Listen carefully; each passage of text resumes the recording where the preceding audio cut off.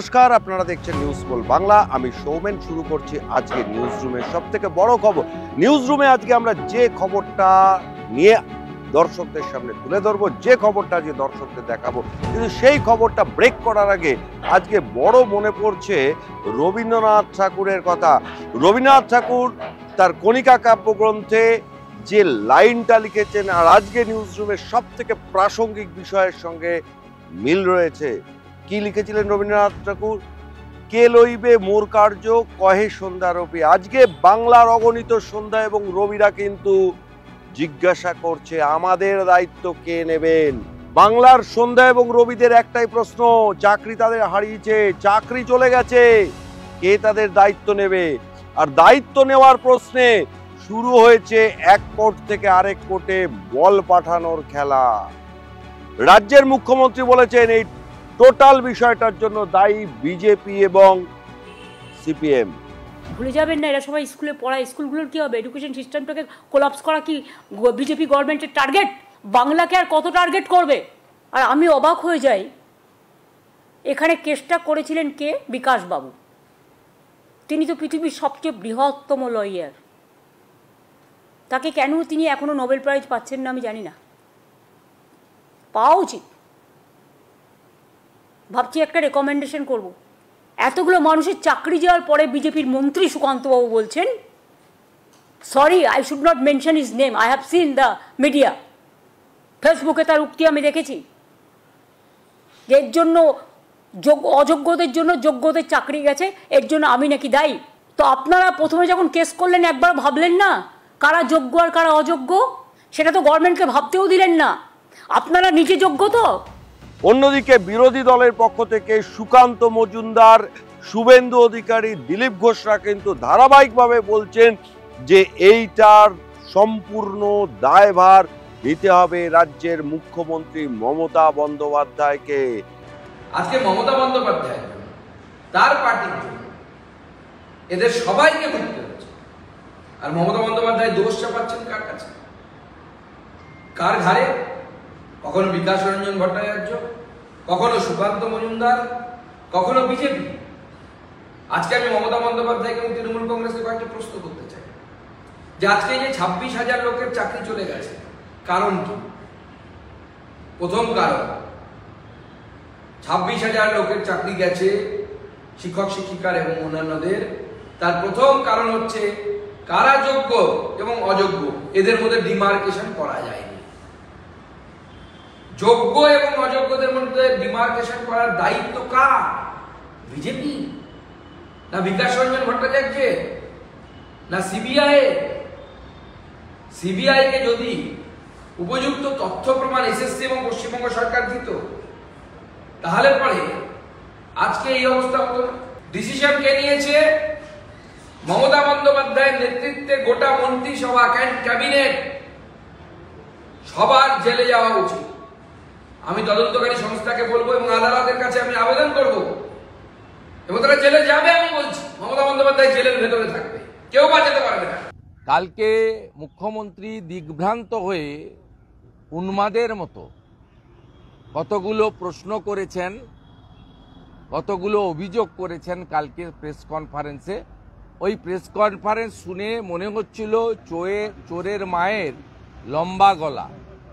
অভিজিৎ গাঙ্গুলি মহোদয়, যার উপরে কালকে মুখ্যমন্ত্রী খুব রাগ দেখিয়েছেন, একজন জাস্টিসকে, একজন বর্তমান এমপিকে তার পদবি বিকৃত করে, যেহেতু তিনি হিন্দু, এটা অন্য ধর্মের লোককে পারতেন না করতে, ডাঙ্গুলি। তাহলে পশ্চিমবাংলার যত গাঙ্গুলি আছে সবাই কি ডাঙ্গুলি মুখ্যমন্ত্রীর ভাষায়? এটা মুখ্যমন্ত্রী ব্লিচিং ফিনাইল দিয়ে ওর মুখটা পরিষ্কার করা দরকার। আগে 7 তারিখে মমতা ব্যানার্জি ড্রামা করুন, ওই দিন আমরাও চোর মমতা স্লোগানে এই রাজ্যকে ভরিয়ে দেব। দফা 1, দাবি 1, মমতার পদত্যাগ। আর এর মধ্যে বাংলার অগণিত রবি এবং সন্ধ্যাদের মনে প্রশ্ন, যদিও প্রতীকী নাম রবি, প্রতীকী নাম সন্ধ্যা, তাদের মনে একটাই প্রশ্ন, তাদের দায়িত্বটা কে নেবে? মুখ্যমন্ত্রী নেবেন, শুভেন্দু অধিকারী নেবেন, ব্রাত্য বসু নেবেন, নাকি দিলীপ বাবুরা নেবেন?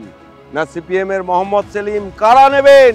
সুপ্রিম ধাক্কায় চলে গিয়েছে প্রায় 26,000-এরও বেশি মানুষের চাকরি। কেউ সংসার করেছেন, কেউ সংসারে প্রবেশ করেছেন, কেউ ব্যাংক থেকে লোন নিয়েছেন। সব থেকে আশার কথা হচ্ছে যে তাদেরকে কিন্তু টাকা ফেরত দিতে হচ্ছে না। কিন্তু টাকা ফেরত দিতে হচ্ছে না বলে কি হবে? আর গতকাল এই নির্দেশ আসার পর থেকে যে তরজা, যে চোখের জল দেখলো বাংলা, রাজনৈতিক নেতাদের মধ্যে যে তুতু মেয়ে দেখলো বাংলা, কি দিশা পাচ্ছেন এই বাংলার সন্ধ্যা এবং রবিরা? আমি খালি একটা কথাই বলতে পারি, আজকে তো স্কুল সার্ভিস কমিশনও সাংবাদিক বৈঠক করেছে, ফলে যা মূল কথাটা লিগ্যাল বা টেকনিক্যাল ক্লারিফিকেশন তো ওরাই দেবে। আমি যেটা আমার বিভাগীয় দায়িত্ব থেকে বলতে পারি যে আমরা মুখ্যমন্ত্রী যা বলেছেন সেই অনুযায়ী সর্বতোভাবে আমরা বঞ্চিত এবং যোগ্য যারা আছেন তাদের পাশে আমরা সর্বতোভাবে থাকব, মানবিকভাবে থাকব, রাজনৈতিকভাবেও থাকব। যে রায় বলছে যে টেইন্টেড এবং আনটেইন্টেড, সেটা তো এসএসসির দেওয়া তথ্য পরিসংখ্যান তার ভিত্তিতেই বলা হচ্ছে। তাহলে আপনারা যেটা বলছেন যে যোগ্য বা অযোগ্য এসএসসি ভাগ করতে পারেনি তা নয়, হয়তো বলতে পারেন তাতে কোর্ট সম্পূর্ণত কোর্ট সেটা বলেওছেন মাননীয় যে তাই তারা সন্তুষ্ট হচ্ছেন না। কিন্তু যোগ্য অযোগ্যের একটা ভাগাভাগি নিশ্চিতভাবে প্রধান বিচারপতি রায়ের পর আমরা বুঝতে পারছি, এবং যারা যোগ্য এবং বঞ্চিত তাদের একটা মানবিক দৃষ্টিভঙ্গি যাতে সব তরফ থেকে বেরোয়, আমি সেই আবেদনও এই সূত্রে করব। ব্রাত্য বসু নিয়োগ প্রক্রিয়ার করার কে? অর্ডারটা তো এসএসসি কে দিয়েছে। কালকে ব্রাত্য বসুর যে মালিক, উনি তো কর্মচারী, ওর যে মালিক মমতা ব্যানার্জি বলেছে এসএসসি অটোনমাস বডি। তো এসএসসি নিয়ে ব্রাত্য বসু বক্তব্য রাখেন কি করে? এই বক্তব্য যখন দেখছেন, সঠিকভাবে কেউ কিন্তু নিজেদের দায়িত্ব কর্তব্যের কথা বলছেন না। এর মধ্যে যারা চাকরি হারালেন বিভিন্ন বিদ্যালয়গুলিতে, নবম দশম বিভিন্ন শ্রেণীতে যারা পড়াতেন, তাদের তো পড়ানো থেকে ছুটি হয়ে গেল। সেই জায়গায় কারা পড়াবে স্কুলগুলোতে? কিভাবে তৈরি হবে বাংলার ছাত্রছাত্রীরা? মুখ্যমন্ত্রী বলে ফেলেছেন যে বাংলাকে শিক্ষা এবং সংস্কৃতিতে পিছিয়ে দেওয়ার চেষ্টা করেছে বিজেপি।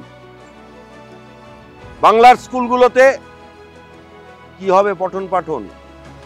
কিভাবে তৈরি হবে পঠন পাঠন? কিভাবে তৈরি হবে ছাত্রছাত্রীরা? শিক্ষক শিক্ষিকারা তো বিদ্যালয় প্রাঙ্গণ থেকে সরে আসতে শুরু করেছেন। জামাই সরকারি চাকরি করে দেখে যে শ্বশুর মশাই তার মেয়ের বিয়ে দিয়েছিলেন, সেই শ্বশুর মশাইয়ের বিলাপ আপনাদেরকে দেখাবো। শান্তিপুরের সেই শ্বশুর মশাইয়ের চোখের জল বলে দিচ্ছে অনেক কথা। দেখুন তার বক্তব্য।